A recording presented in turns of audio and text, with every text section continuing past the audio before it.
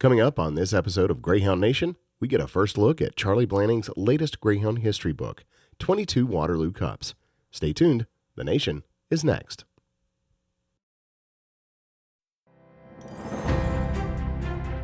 This is Greyhound Nation, episode 29, recorded June 26, 2022. Virtual launch, Charlie Blanning's 22 Waterloo Cups. Greyhound Nation is a podcast for Greyhound enthusiasts produced by Greyhound enthusiasts. To learn more about our show and its hosts, visit our website at greyhoundnation.dog. That's greyhoundnation.dog.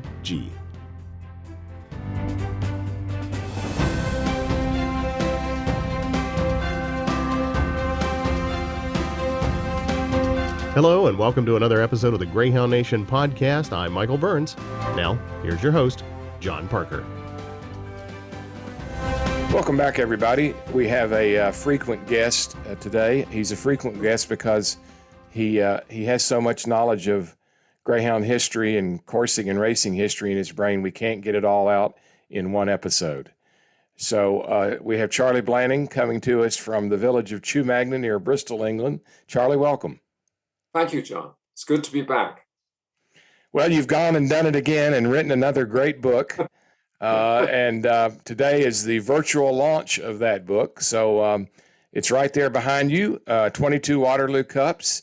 Tell us a little bit about it and when it will be ready for purchase.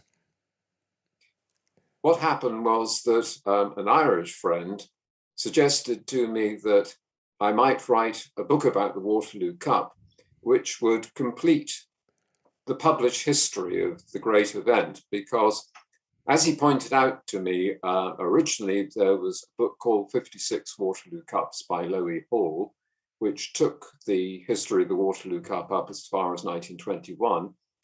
And then H. Edwards Clarke wrote a book called The Waterloo Cup, which took the history of the Waterloo Cup as far as 1977.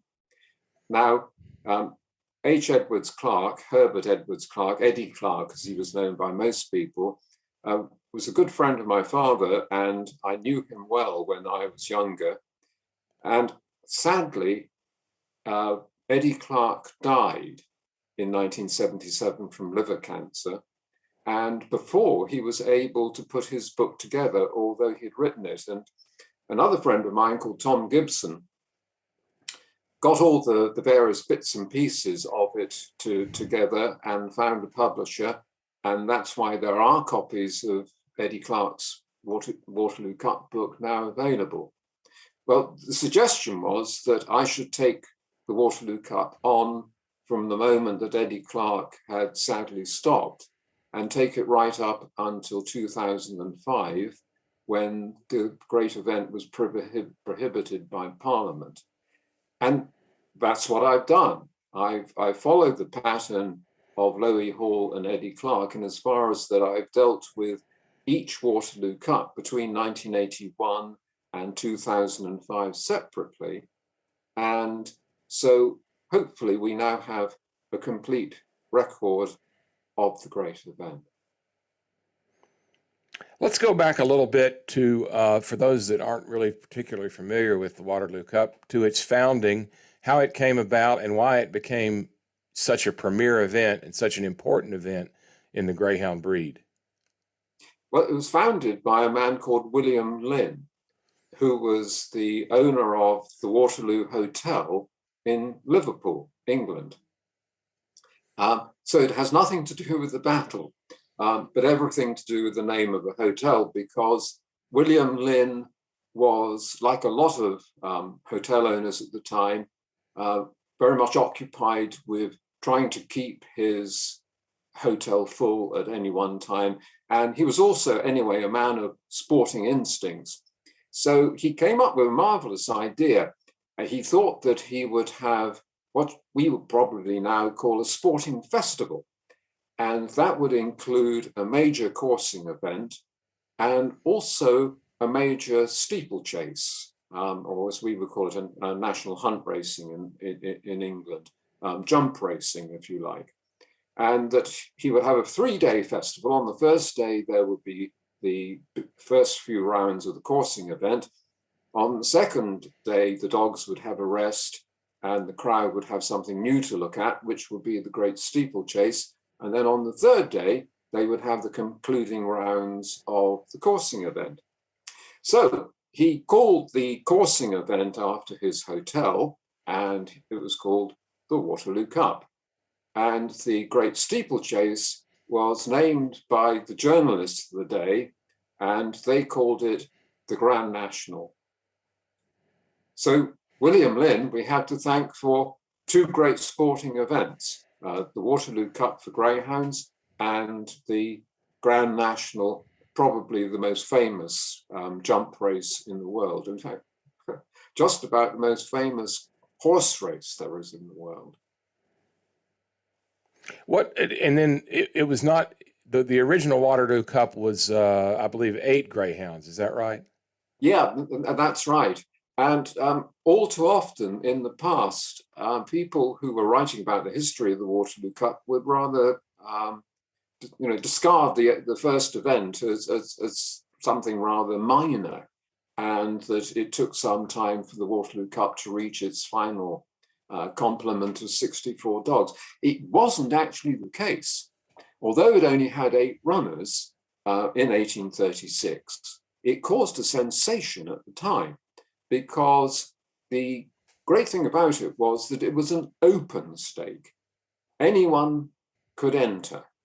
And also it was for a surprisingly large entry fee for the 8 dogs. It was a sweepstake. And so it was actually the most valuable 8-dog stake which had been run up to that time. It caused an enormous amount of interest, and a very large crowd gathered on the Altcar estate outside Liverpool to see the first running, because William Lynn was well connected with the man who owned the Altcar estate, which was the Earl of Sefton. And the Earl of Sefton's Altcar Coursing Club, which had been founded 11 years earlier, always had a banquet at his hotel on the eve of their meetings. So William Lynn had established a racecourse on the Earl of Sefton's land at Aintree, now of course very famous for the Grand National. And William Lynn asked the Earl of Sefton if he might have permission to run this one-day 8-dog stake meeting, which the Earl of Sefton graciously gave him. And as it turned out, it was a PR success, because what happened was that a dog called Millenny, which belonged to the Earl of Sefton's son, won the stake in William Lynn's nomination. So none of it could have been arranged better. But the stake very quickly after that became more important. The next year there were 16 dogs. The year after that there were 32 dogs. And then eventually in 1857, it was increased to the 64 greyhounds, which everyone then became familiar with. That was the classic field, if you like, in terms of numbers for this particular coursing meeting. So its preeminence was early on, I assume, because the large entry fee translated to generous purse money. Well, it did. That was the whole point. And also, and one can't deny this, and I see no reason why one should, there was furious gambling on it as well. In the 1800s in England, right from the beginning of the century, this was the time of the Regency, and England, put it bluntly, it was gambling mad for all classes. So that to have a coursing meeting like this with an excitingly large prize, and therefore, of course, because of the size of the entry fee, they weren't running any rubbish. This was for the best dogs that people could find, and it caused enormous interest throughout the country. And by the end of the century, it had become a national event with huge crowds, quite extraordinary crowds. Was William Lynn the organizer for quite a few years, or did he ultimately turn it over to a committee to run? As I can remember, if I can remember my dates correctly, I hope I can. I think that he gave up. Actually, he acted as the secretary of the meeting in the same way as he acted as the clerk of the course at Aintree. I think that he retired when it became a 64. And I'm afraid not long after that, 2 or 3 years later, the Waterloo Hotel was demolished because they were building a new central railway station in Liverpool. So if you want to stand on the spot where William Lynn used to carry in the turtle soup to all the members of the Orcar Coursing Club, you'll have to go and stand on a railway platform.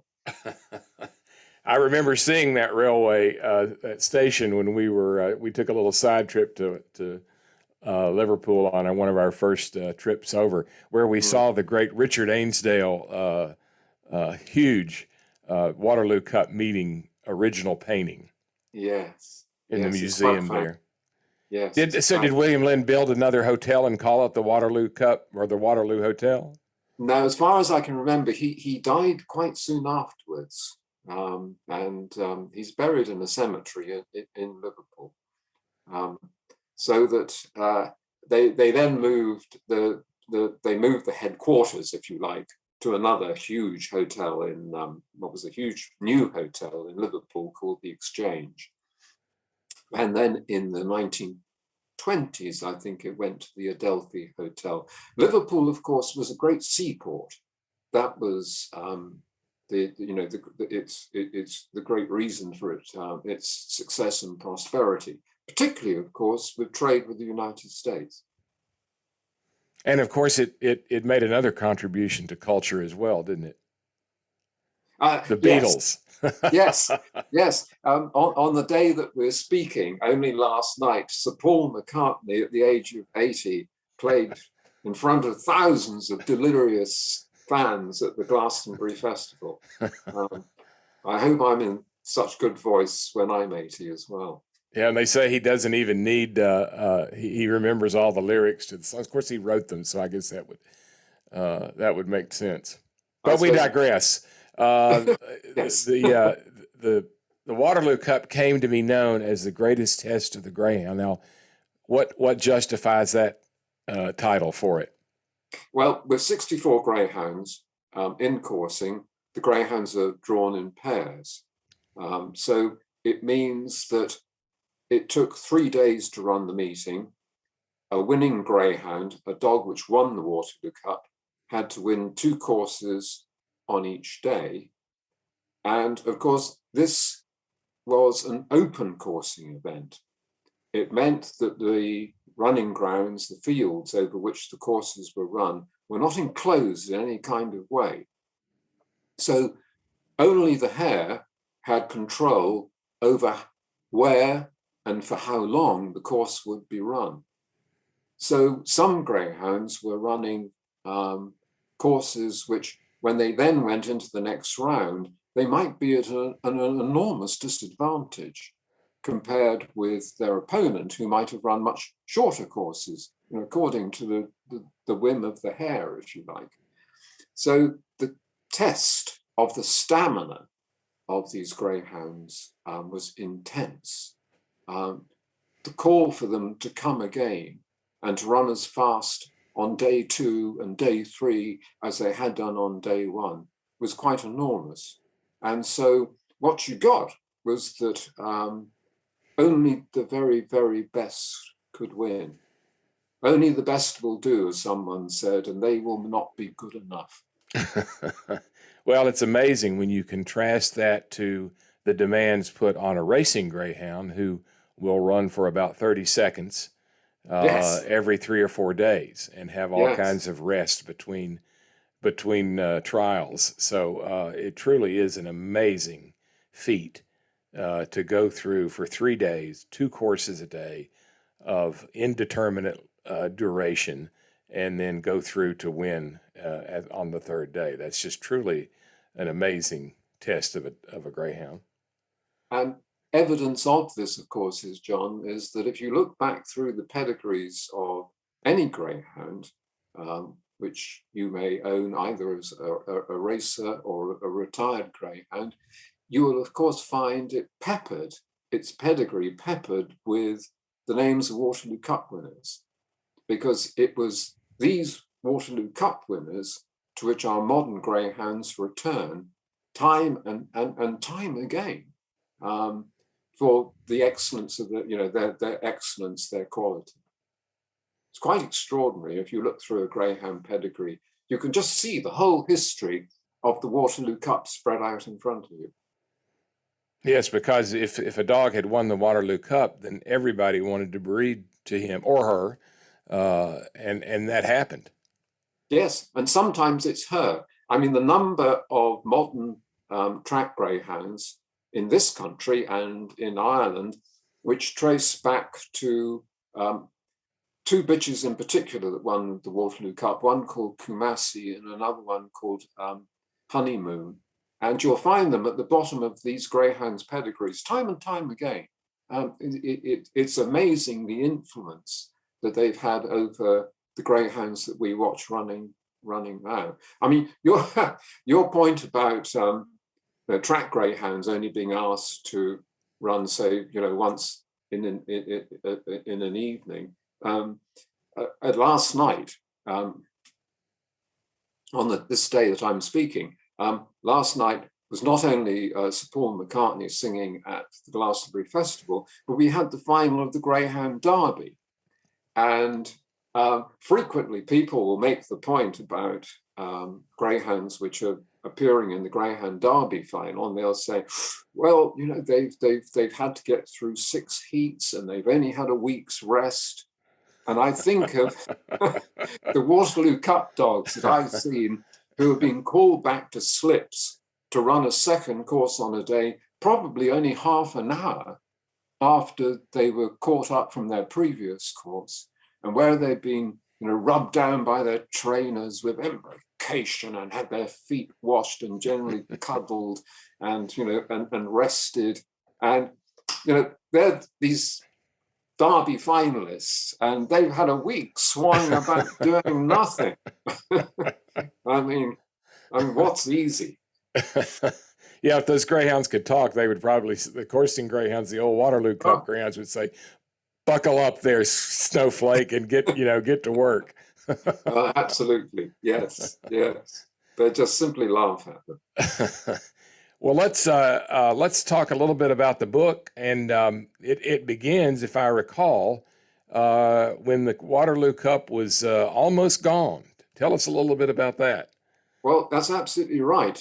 When Eddie Clark died in 1977, and he had taken his book up as far as then, we then had, well, you might call it an interregnum for some 4 years.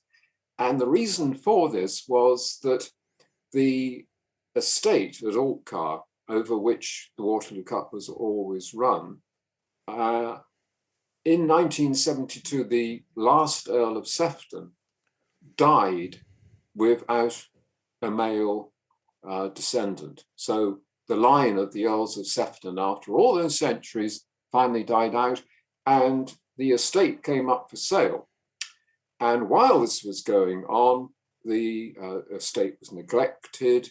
There was no longer the gamekeepers to protect the hares which lived in wild on the estate, and so that the hares began to rapidly disappear. I'm afraid I would have to say there are probably quite a lot of lads on the edge of Liverpool with lurchers who could probably tell you where they got to. So by the time the competition got to 1977, there were fewer and fewer hares on the Altcar estate.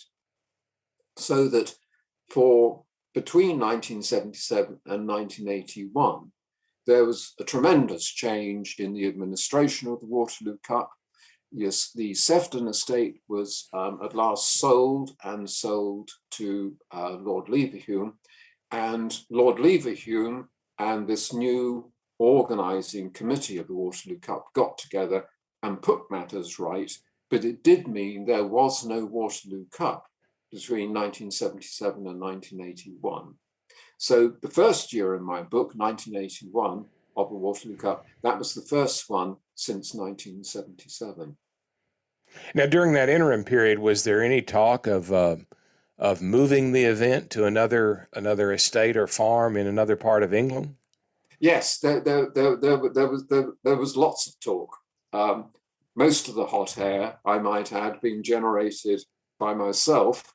I wrote for a Manchester sporting paper called the Sporting Chronicle, and by my colleague, my journalistic colleague, John McCreerick, who's a very famous figure in this country. John was writing as the coursing correspondent of the Sporting Life. And so we happily rowed from week to week between us what we wanted to do with the Waterloo Cup. And one of John's most famous headlines just simply read, "Waterloo Cup Committee, I say resign." And I think my solution was to move it somewhere else. And I have to say, I blush when I think of the theories that I used to come up with. What were your candidates for new venues? Well, there was a very successful meeting at the time called the Scottish National Club, which was just over the border into Scotland. And they were running at the time a 64-dog stake, like the Waterloo Cup, called the Caledonian Cup, which was enormously successful. It was a marvelous meeting. It was one of my favorite meetings. And over in East Anglia, you yourself have been to this meeting at the Anglia Cup.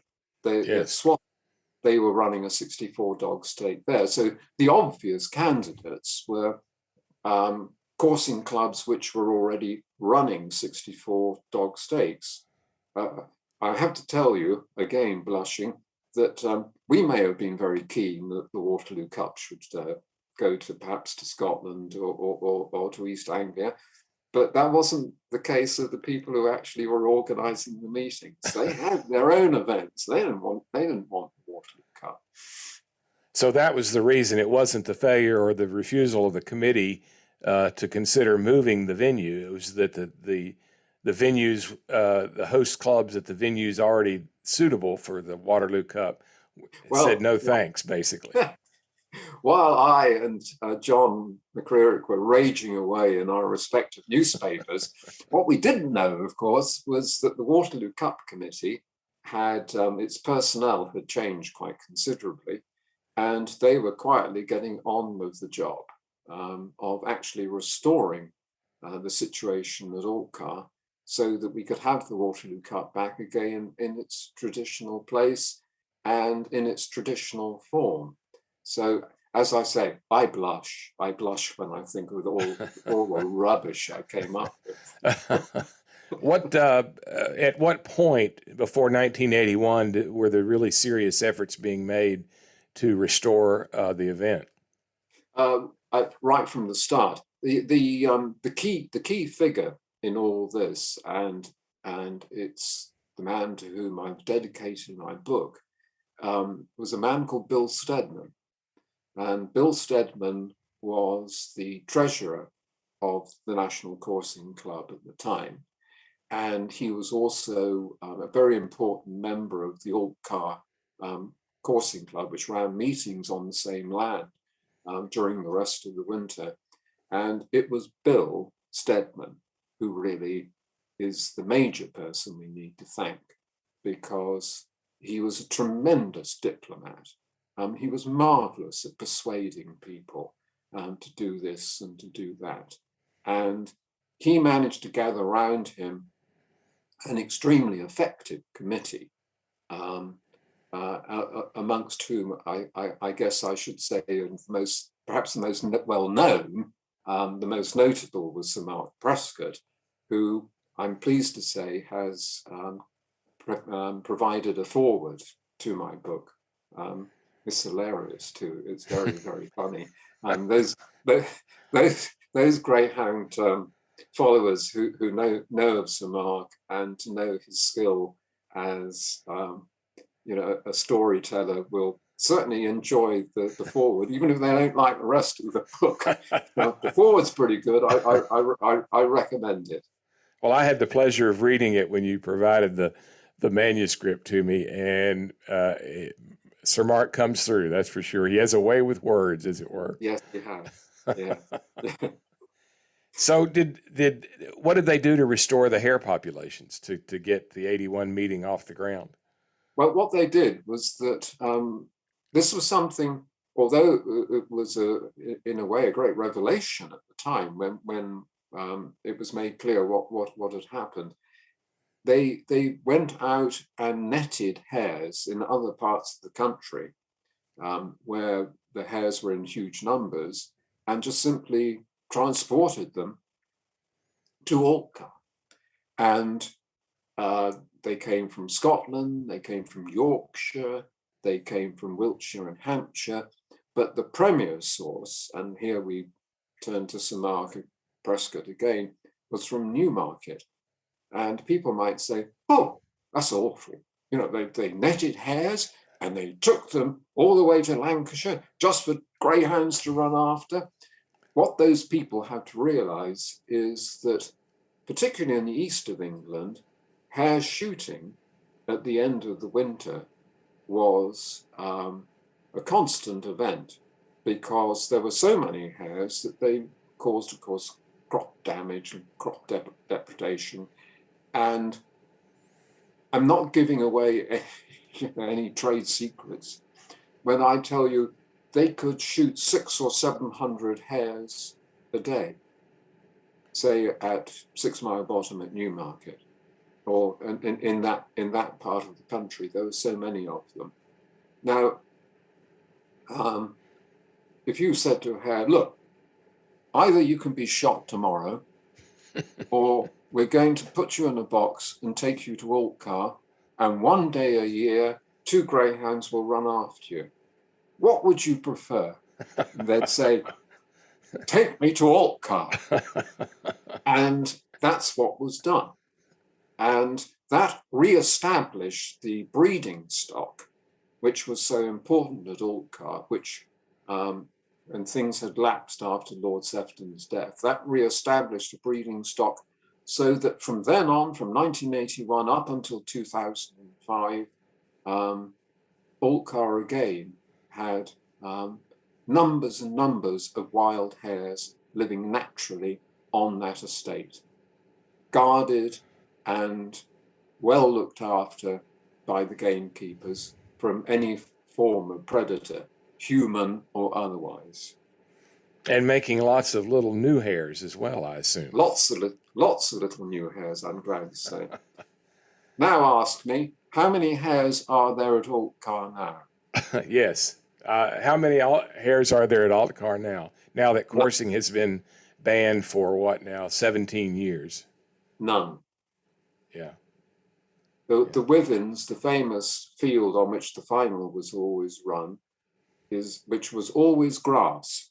At Altcar, the land is land very much reclaimed from marshland. And that's what car means. It means a marsh in Old English. And Altcar is most marvellous land for growing vegetables and crops of that kind. But the Waterloo Cup running grounds at the Withens and at Lydiate were always sown down. They were permanent pasture, sown down to grass. And they remained for years and years and years, sort of 2 islands of pasture in the middle of all this intensively farmed land for vegetables. What is the Withens now? It's an onion field. It grows onions. Yeah. And there are no hares, and I believe there were even plans to turn it into a wind farm. Yeah, yeah. What a tragedy. And the antis who brought about the anti-coursing people who brought about the end of coursing, do you think they know or care that there are no longer any hares there? The ones who thought they were protecting hares, they have probably no cognizance of that at all. They don't know. They don't care. They never did care. And it was not the Antis who put an end to the Waterloo Cup. What put the end to the Waterloo Cup and coursing were the politicians. The Antis were eventually totally ineffectual, but certain politicians saw political capital in posing as what they saw as being animal welfareists. Funny enough, the question is, what did they do? What do they think now? At one time, in the early 2000s, I met the Minister of the Environment of the time, who was a man called Elliot Morley. He was a Labour minister, and we had a meeting, myself and several other members of a field sports delegation with him. I remember at the East of England show at Peterborough. And anyway, he was ushered in and we were all given coffee and all the rest. And I said to him, now, Minister, I said, when you've had your way, when you ban coursing, what are you going to do to conserve the hares in this country? Silence. Yes. Not a word. Yeah. Not a word. Because he had no idea. He had no idea. I have to tell you, John, he had the slimiest handshake that it has ever been. My displeasure. I won't say to grip, because it was like, if you can imagine touching a large piece of cod on a slab in a fishmonger's, that's what it was like to shake Elliot Morley's hand. I can only imagine. And I cannot tell you that I was disappointed when a couple of years later, he was disgraced for receiving unlawful expenses, and they put him in jail. Yeah. Best place for it. Best place for it. Oh, goodness. Now, let's go back to happier times.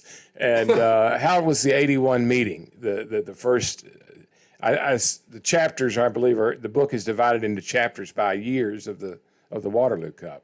Yes, it is. Yes. How did that 81 meeting go? Was it a great reunion, well attended, and everybody was very happy to be back at it? Yes, it was. We didn't get the crowd that we did, say, 5 or 6 years later, when the crowds were enormous again. But because, of course, once it lapsed, it's like anything that lapses, it's very difficult to get it back again. Well, the Waterloo Cup Committee had managed to do that, but there was still a big crowd, as you can imagine. And they ran on the withins on the first day, but the following 2 days were run elsewhere on the Altcar estate, where the committee had judged that there were probably the best numbers of hares. And you see, by then, the traditional format of the Waterloo Cup was that you would run on the withins on the first day, at a field called Lydiate on the second day, and then back on the withins on the third day. Well, we had the withins the first day, but the following 2 days were run at a place called Hill House, which is about half a mile away from the withins. And they did that because they felt it was easier to get the hares onto those fields to run the finals. But it all went very well, and big success. There were 2 English Greyhounds in the final. That became something of a rarity later when the Irish really got their act together. But it was a great meeting, and everyone was absolutely thrilled by it, as you can imagine. Wonderful. How did it change there, Charlie, when compared to when you went in the earlier days in your youth? Was it very much the same, or had they changed things about it other than running at Hill House that second day? No, it was much the same.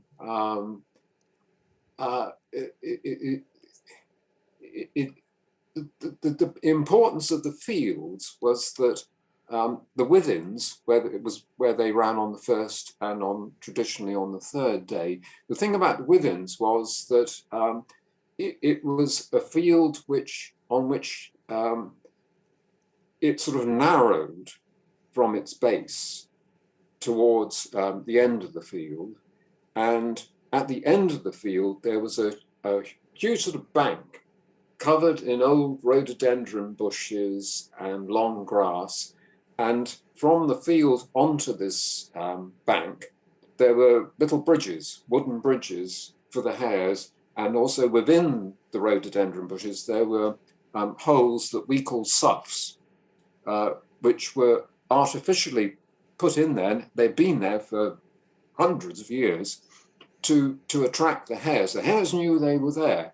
So when a hare came on to the foot of the withens and raced up past the shy, the screen which concealed the slipper and the two dogs from the hare, when it pelted up that field, it knew exactly where it was going, and it was saying to itself, I want to get into those rhododendron bushes and down a hole as quickly as possible. So what you got were marvelous straight run-ups, which tested the speed of the greyhounds the first turn. So it was an acceptable generalization to say the withens was the place for a fast greyhound.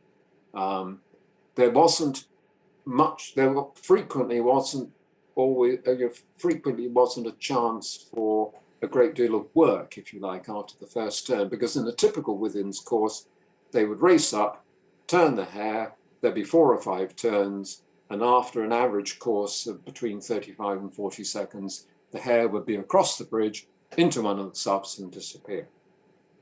So it was a place for the fast greyhounds. So you tested pace on the first day, you tested pace on the third day, but on the second day, they ran at a field called Lydiard, which was a huge, great rectangular field, which gave the hares far more space. And also the Lydiard hares were much more tricky, if you might use that word, tricky than the straight running hares at Withens.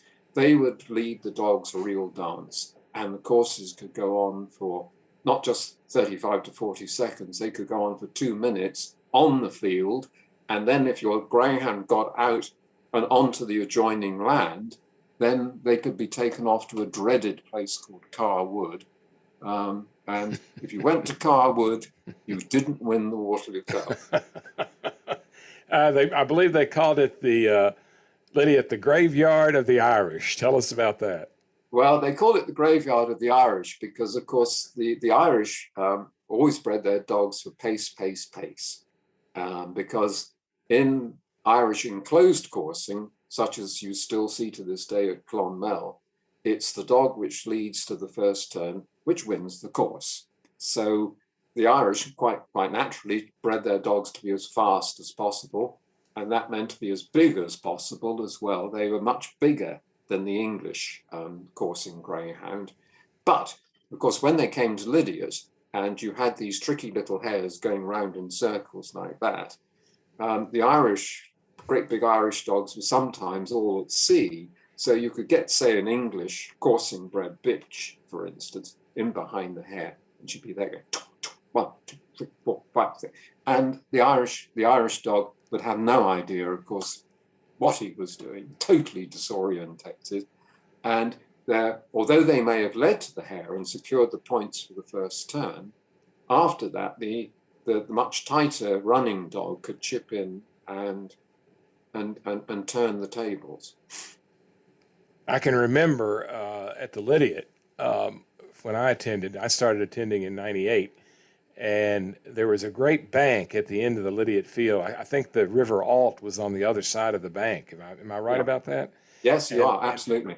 Occasionally, the hare would take the course up to the top of that bank, and you would have the two, and I've seen photographs of this, and they're absolutely marvelous, the two greyhounds in silhouette with the hare ahead running along the top of that bank. Just absolutely marvelous imagery. And we always hoped that would happen. Oh, I hope they go up on the bank. I hope they go up on the bank. And they did a few times. And so we always loved when that happens. Of course, the trainers hated it because 9 times out of 10, they would go on over the bank, as you say, and they would have a difficult time retrieving them. Yes. I mean, grand for the spectators. Spectators loved it, but not so good for the owners and trainers, as you wisely say. Now, you were at all 22 of these Waterloo Cups, of course. Tell us a little bit about what your role was and what your typical positioning was and what you did in addition to the normal spectating. Well, as I said, my father was a great friend of Eddie Clark. And when Eddie died, he had been the coursing correspondent of the Field magazine, which in those days was a weekly. And also he was the English correspondent of the Sporting Press, which survives to this day. It's the weekly which is published by the Irish Coursing Club. And I inherited from Eddie Clark both of those positions. And on top of which, also the Sporting Chronicle at that time started having regular coursing articles again. So I found myself writing for Sporting Chronicle, which was a daily paper, the Field, which was a weekly, and the Sporting Press was weekly. So that kept me quite busy. Also, John McCreerick, who was the coursing correspondent of the Sporting Life, he also wrote the reports for the coursing calendar, which was a form book published by the English National Coursing Club. And that required him to be at all the important meetings, stand up throughout the day, take the results, and coursing results always come one with the length of the lead between the two dogs to the first turn, and also by then a stopwatched time of each course. So you have to take the detailed results, in other words, of each course. You were also expected to write a report on all the individual courses. And at that time, John McCreerick gave up being the coursing correspondent of the Sporting Life. He moved on to better things, to become a famous TV personality. And I got that job as well. So you were a busy man. All in all, when I was at a coursing meeting, I was pretty busy, yes. What was your methodology for recording the vital statistics of each course? Well, originally I used to record them on the coursing card. You always write in pencil because, as you would know, John, sometimes the wintry weather at a coursing meeting can be quite challenging. So if you can imagine yourself and you've got in a day, say 40 or 50 results to record on the coursing program, and it's bucketing down with rain and it's blowing a gale, making notes on a piece of card can sometimes be quite demanding. But anyway, then all of a sudden they invented pocket voice recorders. So that made life so much more simple. Yeah. Because of course I could simply, after each course, I would describe the course into the voice recorder, take it home. There we were, job done. Now, was there a particular point of observation that you favored, that you like to spectate from, or did you circulate and mingle? No. The correspondent of the coursing calendar was expected to stand in the same place throughout the day, opposite where he thought the first turn was going to take place, which normally meant that I stood somewhere near the judge. Obviously not out in the field, otherwise I would get in the way of the coursing. But I spent many hours in the company of various judges. Did you ever get pushed or even possibly kicked by the judge's horse? No. I know horses. I'm pretty adept.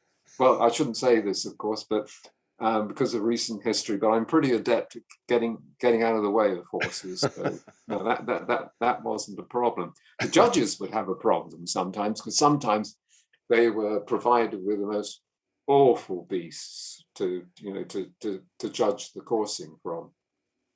And I won't say where this coursing meeting was taking place, but I was once at a coursing meeting, and Ronnie Mills, who judged many Waterloo Cups himself, Ronnie was judging, and this particular horse was being extremely troublesome. It was a filthy brute, and it stank as well. I think they just pulled it out of the paddock without even grooming it. And Ronnie suddenly disappeared on this brute over a ridge and out of sight of both of me and the rest of the crowd. And of course, I was near enough to hear some very sharp cracks, whacks. And he rode back, this much chastened animal, and he said to me, I don't mind judging their coursing meetings, and I don't mind schooling their horses, but I do wish they wouldn't expect me to do them both at the same time.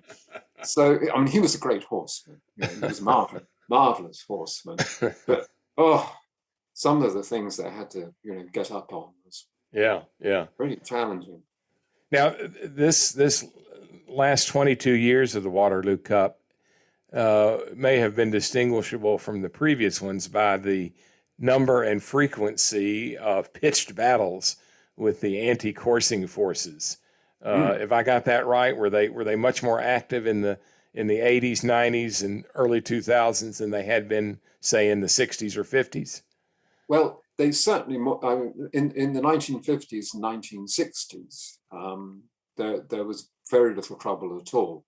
They were very much a phenomenon of the early and mid 1970s. They had got going by then. It wasn't just when the Waterloo Cup was revived, but certainly between 1981 and 1986, the battles, and they can only be called such, the battles between the antis and the police, and also coursing supporters. It was open warfare. There's no doubt about it. And in particular, in 1983 and 1984, there were literally pitched battles in 1983 between the hunt saboteurs, as they called themselves, and the local police force, some of whom were mounted. We have in the book some classic press photographs of the clashes between the two sides. They were pretty awesome, I have to say.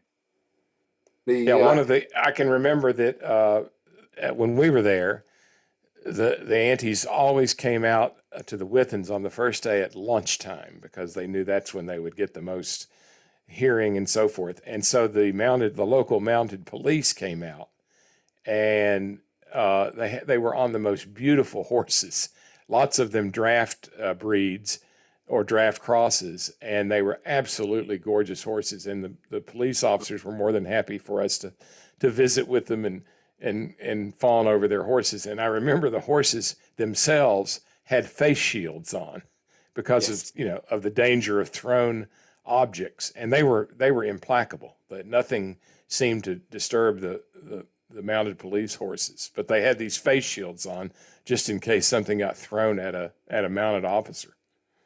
Yes, of course the British police and the British police horses have been well schooled in terms of protection and also tactics, because the other occasion, apart from the Waterloo Cup, which of course they always had to police, were football matches. And back in the 1970s, in particular, and 1980s, when the football crowds used to run riot, the police were well used, of course, to this, and quite unforgiving, I have to say. But I hate to tell you this, John, but you missed most of the fun because it was pretty mild then compared to the 80s, I assume. Yes, but you see, the key years were 1983, 1984, 1985, and after that, the antis tended to restrict their activities to the march, which you saw. They would march up the Withens Road, and the police would have a place on the causeway where they would be, they would stand, and they would stand there for an hour or so. Screaming obscenities. Yes, during which time, of course, both sides screamed at each other. You have to admit that both sides enjoyed that. Not that I bothered with such things. I had other things to worry about. But of course, the coursing crowd itself didn't mind a good shout too. So they shout at each other for an hour, and then the march would go away again. But in the mid 1980s, it was a much more serious business. I mean, it was a punch up. Yeah. Absolute punch up. Yeah. And the antis were pretty good too. One point I make in my book is they were very well organized. They were very effective at being disruptive. I'd be the last man to say that they weren't. But eventually they had to cry that they'd been beaten, that they couldn't go on like that. Yeah. And then that the battle stopped and the marching began. Yeah. Which no one cared about, of course. I mean, didn't make any difference. The Labour politicians like Mr. Morley and Colin Pickthall, they liked a good march, of course, because they could turn up, and as long as they made sure they stood under the right banner, they could then have a photo, a photo opportunity. So they'd be shown, of course, as supporting animal welfare and so on and so forth. The banner they didn't want to be photographed under was the huge one which said Liverpool anarchists, who were a standing dish at the Waterloo Cup. They always turned up for a good punch up, and by Jove, they got one too. Oh, those are great stories, and they're in the book. And if you enjoy that kind of thing, which I do, it's a great read for that reason. But the best part, of course, is the dogs and the coursing people themselves, among whom there were some very interesting characters. Before I ask you about the dogs, who were some of your most memorable characters in that time frame? Oh, well, we put Samark on one side, of course. He's unique unto himself, isn't he? He's an obvious candidate. I was very fond of a lady called Lila Shannon, who she was the president of the National Coursing Club, and she actually died at the Waterloo Cup in 1988. By that stage, she was in very poor health, but she'd been insisted on, driven to the coursing, and she watched her own dog run. And as she was driven away by her driver to be taken back to her hotel, she actually died in the car. So, but she was a tremendous figure and not to be taken lightly. I'd known Mrs. Shannon since I was a small boy. I'd been getting an earful from her for many years.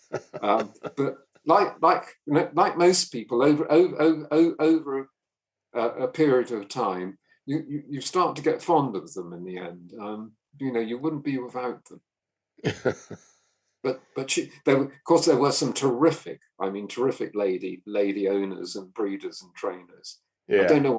I don't know what it is about greyhounds and ladies, particularly if they come from the Cotswold Hills. But they're pretty tough. They were pretty tough. Yeah, absolutely.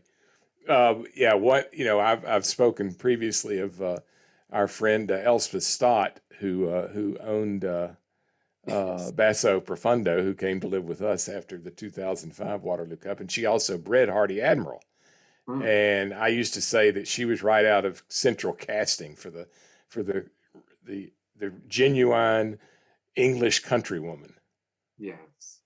Yes, and of course, as you probably know yourself, Elspeth's job, if you can say her career, she was a matron at a famous boys' public boarding school called Radley.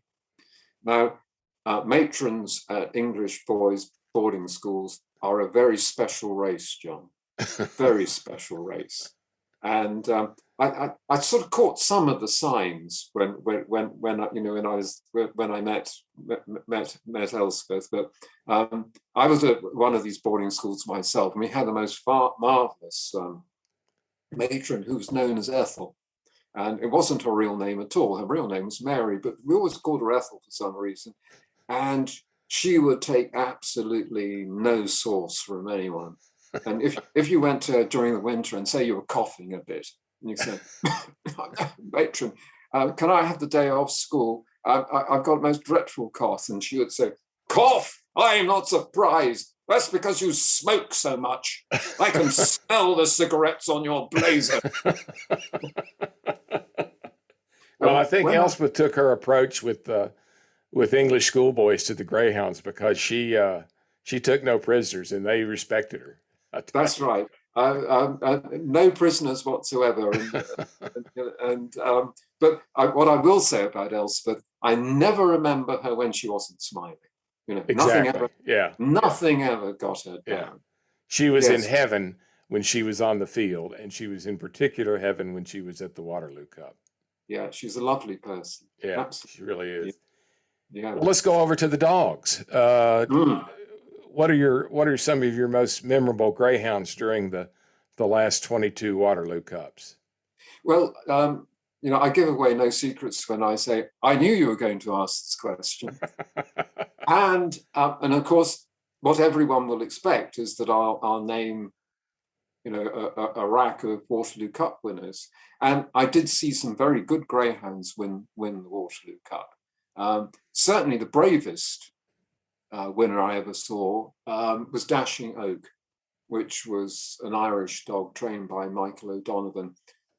He went into the final of the Waterloo Cup. He didn't have a prayer because in his previous course, he'd been, run all over Altcar. He was carrying, I think, a damaged shoulder, and his opponent was much more lightly treated and was nailed on to win. And yet he managed to lead.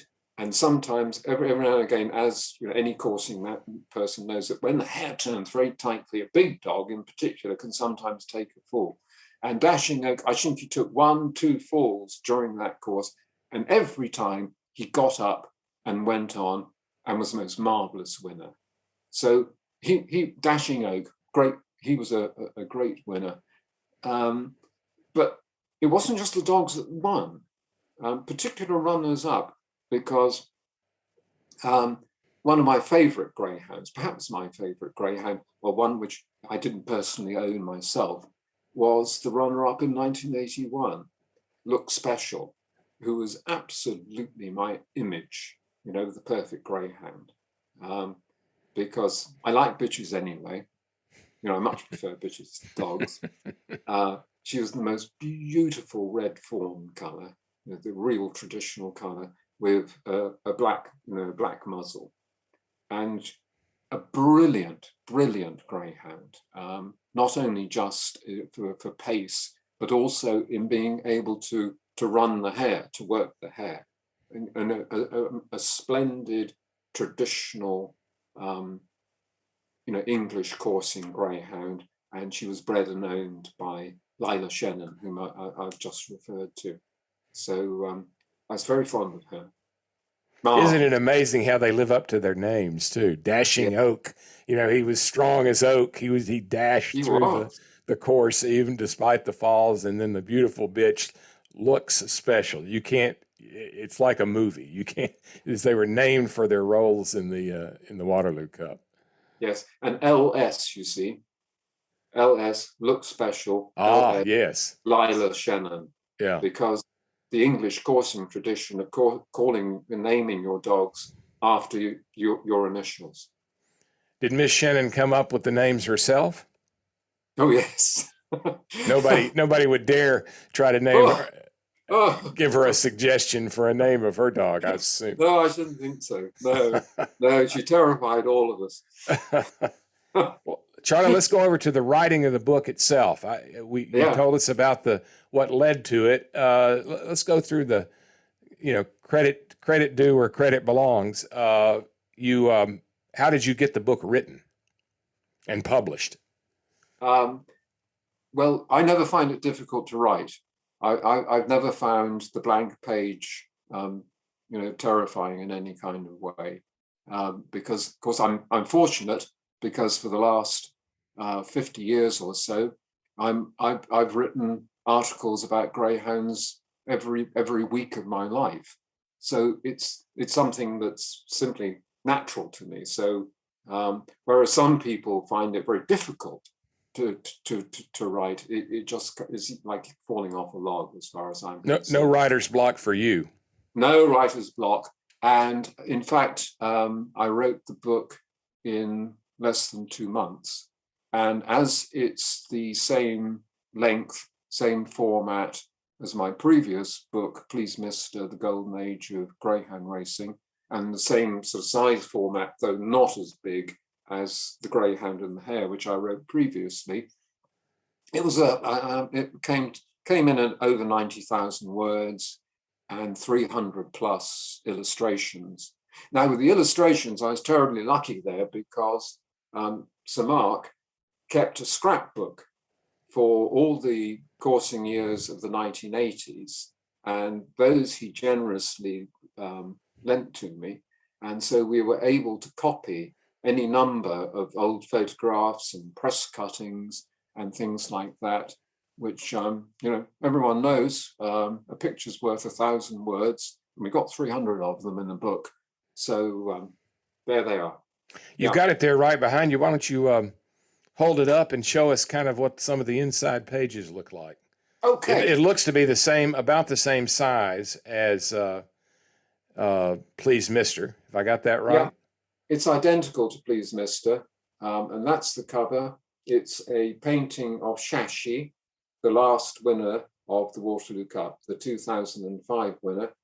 I've been given permission to reproduce it by the painting's owner, Michael Darnell, who was one of the owners of Shashi and who's the treasurer of the National Coursing Club. And then see if we can find a typical page, if you like. Oh, let's have the antes. I'm so keen on the antes. Yeah, that's good. Here's this is the first 2 pages of 1983, a chapter which I entitled The Anarchy. And one of the pictures, I don't think the book is a little too heavy to sort of hold up and point at, I'm afraid, features what you might call actually, I refer to him in the book as the Che Guevara of the Hunt Saboteurs,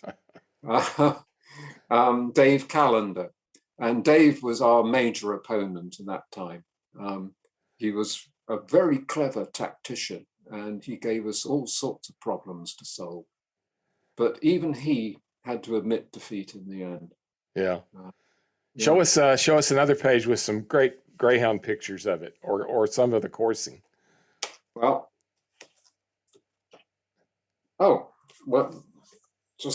just where I open them. This is a grand picture by Suzanne Collins, the Irish photographer. I'm trying to see where I've got that. Yeah, that's good. Yeah, that's Tommy Ryan with his Waterloo Cup winner, React Robert. That's a lovely picture, I think. Yeah, it is. Yeah. As ever, of course, there's a story behind React Robert, in as far as that React Robert was a bitch. So you may well say, that's a bit Irish, calling a greyhound bitch a name like Robert. Well, it wasn't. It may have been bad. It may have been unfortunate for React Robert when she won the Waterloo Cup, but nothing quite as unfortunate as for her brother, who was called React Jane, because they'd muddled up the papers. When they named them, so they landed up with a dog called Jane and a bitch called Robert, and which is why the chapter is entitled "Whatever Happened to Baby Jane." Yeah. Now let's talk about who played a role in the creation of the book, in addition to the fine author, the designer. Let's talk about him first. Jeff Hayes. Jeff, who's a great friend of mine, designed the book, and he also, for those that I have to say this, and even without blushing, who are fortunate enough to own a copy of The Greyhound and the Hare, they're now very extremely desirable items. Jeff designed The Greyhound and the Hare.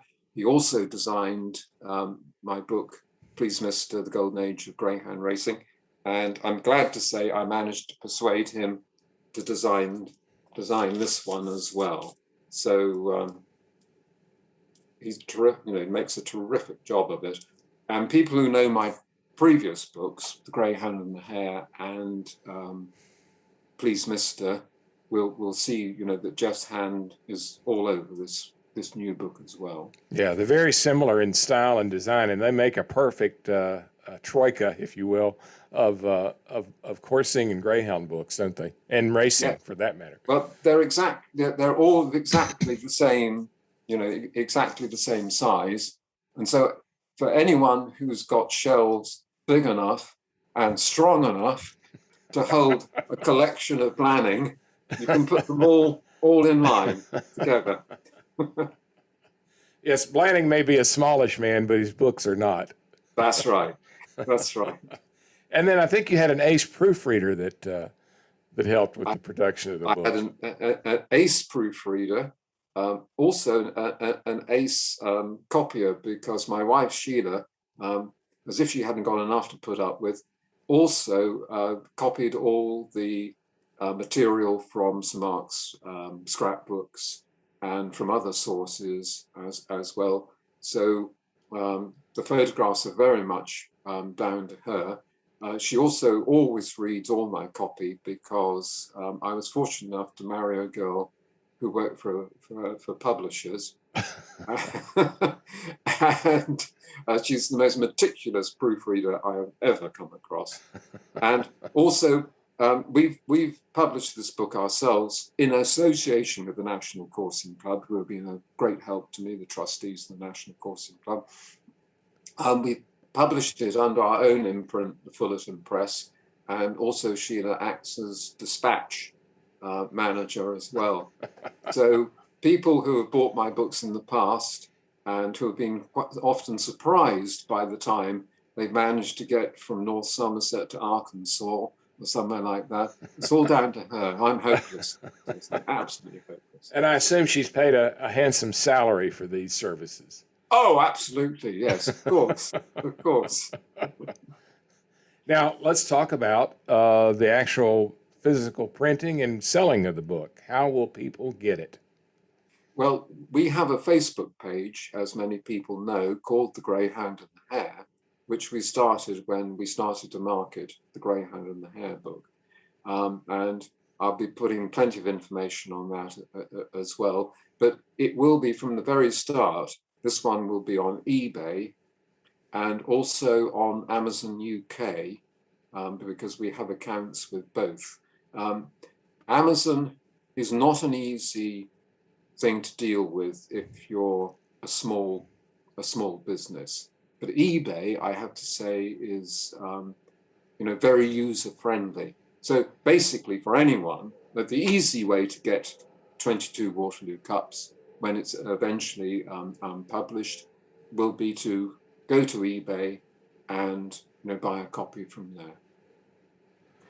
We will have a button on the Greyhound and the Hare page as well, and for those people who apply to us, or those of us who know how to find us anyway, we're always only too happy to invoice people direct. But all the books will be coming from here. Yeah, great. And you're sitting there at the head office of the Fullerton Press, I believe. Yes, correct? the nerve center of the Fullerton Press. Yes. Now, what will be the cost in both in the UK and internationally? Oh, you caught me out there. It's going to be exactly the same as Please Mr. in sterling terms, which is £35, and it will be dispatched for the same postage. If you buy a copy in the UK, it will be £35, including the postage. And then we do charge postage if it's going to Ireland or to Europe, and I'm afraid particularly to America. Now, I know at the moment our Please Misters are going to America at £50, including the postage, which works out, because the pound is weakening all the time, thanks to our glorious government. Thank you, Boris. Now works out, I think it's about $60. Yeah, yeah. And how many copies of 22 Waterloo Cups are being printed? We have only printed 500. So, folks, get them while you can, because otherwise you're going to be in the same boat as folks that didn't get Greyhound and the Hare. And it recently went for how much on, was that eBay, Charlie, or where was that? It was on eBay, and it went to America. And I know the sterling equivalent, it went for £451. That's amazing. Oh, and then we had to put the postage on it. I think in round figures, including the postage, it was £500. Yeah. So the key here is don't procrastinate when it comes when Charlie puts that button up on the Greyhound and the Hare and puts it on eBay and Amazon UK. Don't wait.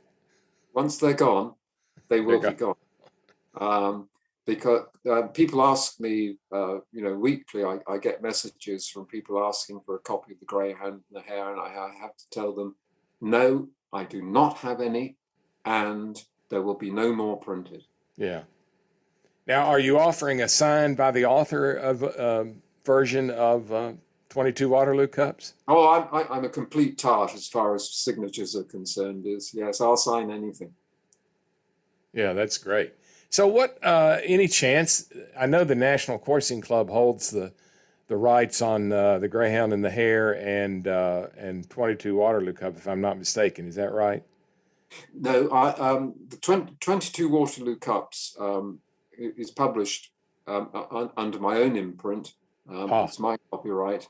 The National Coursing Club are very generous in underwriting the printing costs, for which I'm most grateful.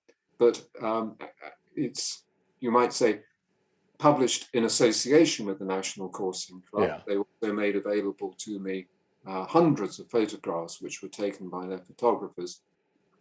But this is very much a Fullerton Press project. And do you ever see any prospect of the Greyhound and the Hare, more copies being printed? It has been discussed.